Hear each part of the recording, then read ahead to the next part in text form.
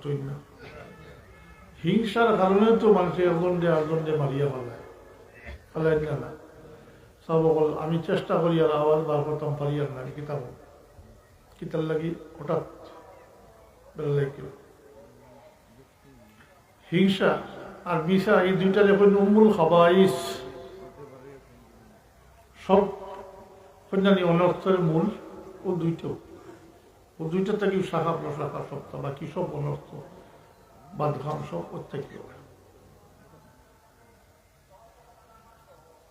অথচ আমরা বুজুর্গ বলে আমরা সাবে তরিকতার বুজুর্গ বলে এখনো স্বভাব যেন অন্য বালা দেখলে কিতাব করি, হিংসা করিও কিতাব করি। আমরা তো এর উল্টা, ফেলা স্বভাব তো উল্টা।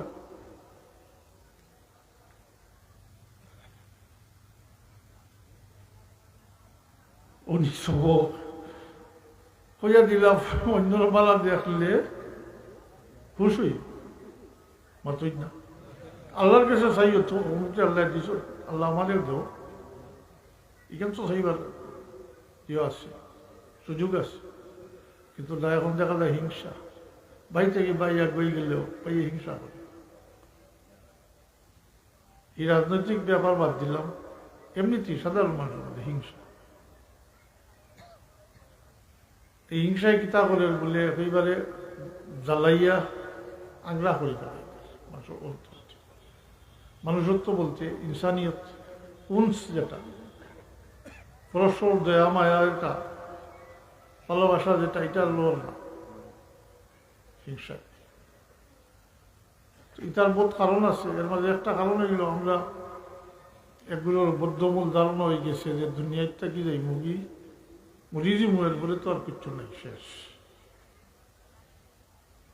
তার মানে ওখন যেটা হলো করিলাম মাতুই না, ওলাও এগুলো ধারণা। বাস্তব কি হলেও আমরা বলি গেলে শেষ নেই। জি,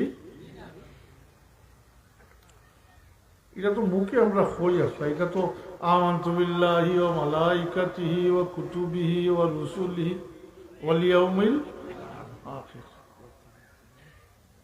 এটা তো ছোট থাকতেও কষ্ট করছে।